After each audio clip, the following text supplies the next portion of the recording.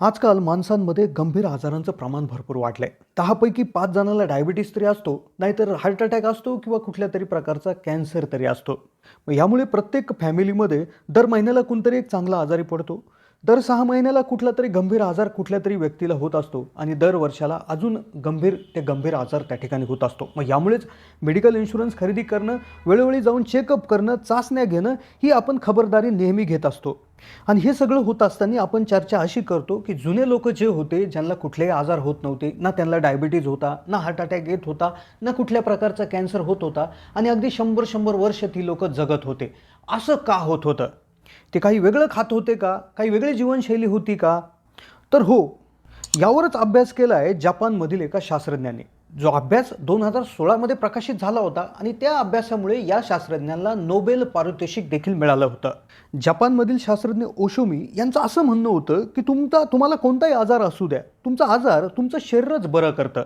तुमचा आजार बरा करण्यासाठी तुम्हाला कुठल्याही औषधाची गरज नसते, कुठल्याही टॉनिकची किंबहुना आयुर्वेदिक औषधांची देखील गरज नसते. तुमच्या शरीरातच अशी यंत्रणा देवाने बनवलेली आहे की तुमचं शरीरच कुठलाही आजार चक्क खाऊन टाकत असतं.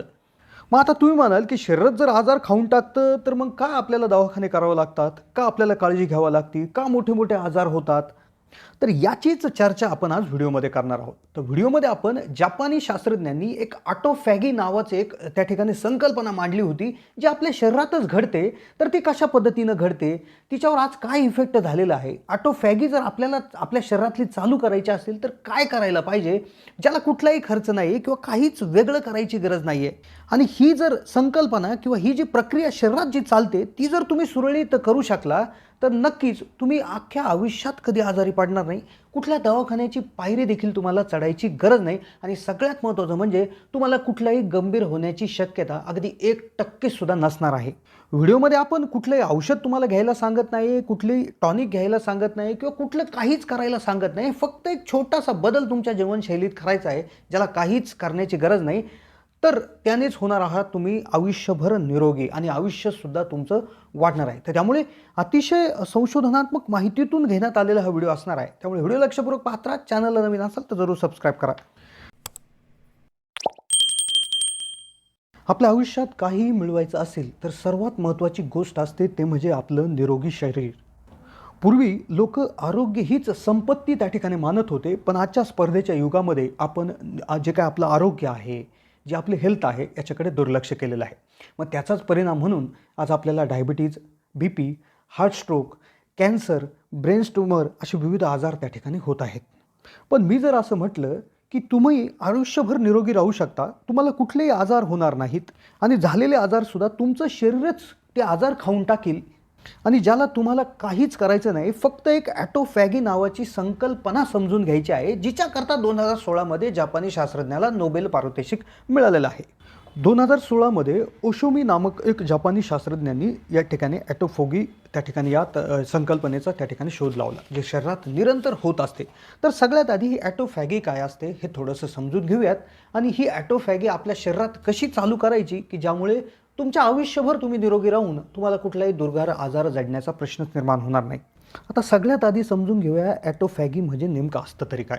आता जसं तुम्हाला माहिती आहे की आपल्या शरीरामध्ये पेशी आहेत, म्हणजे जशी एखादी जी काही इमारत आहे तर ती विटांनी तयार होत असते. असंख्य विटा ती बिल्डिंग उभी करण्यासाठी लागत असतात. तर ह्या विटा आपल्या शरीराच्या बाबतीत जर कुठल्या विटा असतील तर त्या असतात या पेशी. आता ऑटोफॅगी ही पेशीमध्ये होणारी एक प्रक्रिया असते. ऑटो या शब्दाचा अर्थ स्वतः आणि फॅगी याचा अर्थ खाणे, म्हणजे स्वतःच खाणे असा याचा अर्थ होतो. आता ऑटोफॅगी आपल्या पेशींचं कार्य जर समजून घ्यायचं असलं तर अगदी आश्चर्यचकित करणारं हे कार्य आहे. कारण की तुम्हाला माहिती आहे की माणसाचं शरीर हे अगदी चमत्कारिक आहे. शास्त्रज्ञांना सुद्धा याच्यापैकी फक्त 20 ते 30% माहिती उपलब्ध आहे. आता ऑटोफॅगी या पेशींच्या प्रक्रियामध्ये होतं काय, तर ऑटोफॅगी ही प्रत्येक पेशीची त्या ठिकाणी निरंतर होणारी क्रिया आहे. आपल्या शरीरामध्ये जवळपास 60 लाख कोटी पेशी त्या ठिकाणी असतात. मग यामधल्या दररोज काही मरतात, काही त्या ठिकाणी नवीन तयार होतात. ही प्रक्रिया निरंतर चालू असते. आपण झोपलेलो जरी असलो तरी पेशींमध्ये काही ना काही प्रक्रिया चालू असते.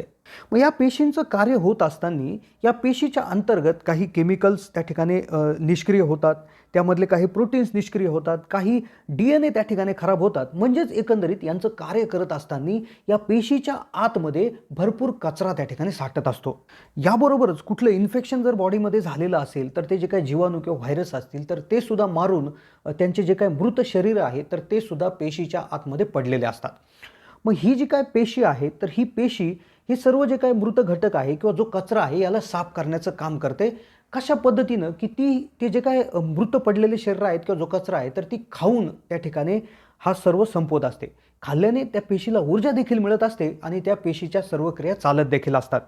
मग हाच कचरा जर त्या ठिकाणी खाल्ला गेला नाही किंवा कमी प्रमाणात जर खाल्ला गेला किंवा ही जी ॲटोफॅगीची प्रक्रिया आहे ती जर थोडी स्लो झाली, अगदी मंद झाली, तर मग खरा प्रॉब्लेम चालू होतो आणि तेच मूळ आहे हे सर्व आजार होण्यामागचं. पूर्वी जुने लोक तुम्ही बघितलं असेल की सकाळी एकदा त्या ठिकाणी भरपूर आहार घ्यायचे, न्याहारी करायचे, त्यानंतर दिवसभर अगदी जड कामं, मेहनतीचे कामं करायचे, त्यानंतर ते त्या ठिकाणी रात्रीच त्या ठिकाणी जेवायचे आणि त्यानंतर अगदी हप्त्यातून 1-2 वेळा ते उपवाससुद्धा करायचे, म्हणजे काहीही खायचे नाही. तर मग याच्यामुळे व्हायचं काय की शरीरामध्ये ऊर्जेची नेहमी कमतरता भासायची आणि ती कमतरता ती जी काय पेशी आहेत तर त्या पेशी हा कचरा खाऊन ती त्या ठिकाणी ऊर्जा भागवायचे, जेणेकरून ही प्रक्रिया सुरळीत चालायची आणि कुठल्याही प्रकारचे आजार तयार होण्यामध्ये त्यामध्ये होतच नसायचं. तो माणूस नेहमी निरोगी असायचा. पण आता उलट असं झालं आहे की आपण काही ना काही नेहमी खातच असतो. सकाळी ब्रेकफास्ट किंवा नाश्ता केला, त्यानंतर तो कुठे पचत नाही तर आपण दुपारचं जेवण करतो. ते पचत नाही तर आपण 4-5च्या दरम्यान कुठले तरी स्नॅक्स खातो आणि संध्याकाळी परत जेवण करतो आणि मधल्या काळामध्ये चहा, कॉफी, कोल्ड्रिंक्स, सॉफ्ट ड्रिंक्स वगैरे या गोष्टीसुद्धा घेत असतो. यामुळे होतं काय की ज्या काय पेशी आहेत तर त्यांना मुबलक प्रमाणात अन्न उपलब्ध होतं, मुबलक प्रमाणात त्यांच्याकडे ऊर्जा उपलब्ध असते. मग त्यामुळे ते जो काय कचरा आहे तर तो कचरा खात नाही किंवा जरी खाल्ला तर कमी प्रमाणात खातात. आता जसं आपल्याला माहिती आहे की जर तुमच्याकडे स्वादिष्ट ताजं अन्न जर असेल आणि दुसरीकडे जर तुमच्याकडे शिळं अन्न असेल तर तुम्ही साहजिकच ताजं आणि स्वादिष्ट अन्न खाल, शिळं अन्न तसंच पडू द्याल आणि तसंच होतं या पेशींमध्ये. हा जो काय कचरा आहे तो हळूहळू साठत चालतो आणि हाच कचऱ्याचं रूपांतर पुढे ब्लॉकेजेसमध्ये, डायबिटीजमध्ये, अल्झायमरमध्ये किंवा इतरही जे गंभीर आजार आज तुम्ही बघू शकता तर त्यातले 99% आजार या ॲटोफॅगी व्यवस्थित न चालण्यामुळे होतात. मग 2016मध्ये जपानमधील शास्त्रज्ञांनी तेच केलं. त्यांनी शोधलं की ॲटोफॅगी जर त्या ठिकाणी प्रक्रिया आहे तर ही काही कारणास्तव जर स्लो झाली, आजच्या धकाधकीच्या जीवनात ती जर स्लो झालेली असेल किंवा बंद झालेली असेल तर ती कशी चालू करायची, कशा पद्धतीनं चालू करायची, आपण ती कशी चालू करू शकतो, आपण ती सुरळीत कशी करू शकतो, कसं आपण निरोगी राहू शकतो, अशा महत्त्वाच्या भागाकडे आता आपण वळूया. आता काय करायचं असतं की बऱ्याच वेळा त्यांनी असं त्यांच्या लक्षात आलं की ऑटोफॅगी जर त्या ठिकाणी पेशीतली चालू व्हायची असेल तर 2च गोष्टी प्रमुखपणे काम करतात. तर एक म्हणजे काय की एनर्जी त्या ठिकाणी कमी असली पाहिजे, म्हणजे शरीरात त्या ठिकाणी नेहमी एनर्जीचा दुष्काळ असला पाहिजे. त्यानंतर दुसरं म्हणजे की स्ट्रेस त्या ठिकाणी आला पाहिजे, म्हणजे कुठलं तरी बॅक्टेरिया शरीरामध्ये गेला पाहिजे, कुठलं तरी इन्फेक्शन झालं पाहिजे. अशा 2च कंडिशनमध्ये ॲटोफॅगी ही सुरळीत चालू असते. मग आता आपण काय करायचं की जेणेकरून आपल्या शरीरातील पेशींची ॲटोफॅगी प्रक्रिया निरंतर चालू राहील, तिला कुठलाही ब्रेक बसणार नाही. तर त्यासाठी आपल्याला 2 ते 3 गोष्टी करणं अतिशय गरजेचं आहे, ज्या आपण सहजपणे करू शकतो आणि आयुष्यभर निरोगी राहून अगदी चिरकाल, अगदी भरपूर वेळ जगू देखील शकतो. तर यासाठी पहिलं काम करायचं आहे फास्टिंग किंवा उपवासाचं. आता पूर्वी प्रत्येक धर्मामध्ये उपवासाला एक विशेष महत्त्व होतं. प्रत्येक जाती धर्मात उपवास केले जायचे. तर उपवासाच्या पिरियडमध्ये होतं असं की शरीरात 2 दिवस का होईना हप्त्यामधले कुठलं तरी अन्न जात नाही, पेशींमध्ये त्या ठिकाणी ऊर्जेची कमतरता भासते आणि त्यामुळे ते कचऱ्याकडे वळतात आणि तो कचरा संपून टाकतात. त्यानंतर दुसरा प्रकार आहे इंटरमिटंट फास्टिंगचा किंवा टप्प्याटप्प्याने त्या ठिकाणी उपवास करण्याचा, ज्यामध्ये लोक एकदा दिवसा खातात, एकदा सकाळी खाल्लं की डायरेक्ट दुसऱ्या दिवशी सकाळी खातात, त्यानंतर तिसऱ्या दिवशी सकाळी, म्हणजे दिवसातून एकदाच खातात. यामध्ये असं होतं की 24 तासात एक कुठला तरी तास असं येतो की शरीरामध्ये ऊर्जा शिल्लक राहत नाही, त्यावेळेस या पेशी तो कचरा खाऊन त्यांचं उदरनिर्वाह चालवतात आणि जेणेकरून आपला उद्देश साध्य होतो. त्यानंतर तिसरं काम तुम्ही असं करू शकता की जो काही तुम्ही आहार घेताय तर तो अगदी ऊर्जेचे गणित करूनच घेतला पाहिजे, म्हणजे जेवढी ऊर्जा तुम्हाला दिवसाभरासाठी लागते त्यापेक्षा थोड्याशा कमी ऊर्जेचाच आहार जर तुम्ही घेतला तर नक्कीच त्या जे काही पेशी आहेत तर त्या कचऱ्याच्या माध्यमातून ऊर्जा घेतील. आणि चौथी गोष्ट जी तुम्ही करायला पाहिजे ती म्हणजे व्यायाम. तर व्यायाम यातून काय होतं की जरी थोड्याफार प्रमाणात ऊर्जा जरी तुम्ही जास्त घेतली गेली तर व्यायामाने त्या ठिकाणी त्या शरीरावर ताण येऊन ती ऊर्जा खर्च होते. ऊर्जा कमी झाली की पेशी डायरेक्ट त्या ठिकाणी ते काम करायला चालू करतात आणि अशा पद्धतीनं तुम्ही निरोगी राहू शकता. तर ही होती मित्रांनो माहिती, की ज्या माध्यमातून तुमचं शरीरच तुमच्या शरीरातील सर्वच आजार त्या ठिकाणी काढून टाकेल आणि नक्कीच तुम्ही निरोगी राहू शकाल. तर ही होती माहिती. कशी वाटली माहिती कमेंटच्या माध्यमातून कळवा.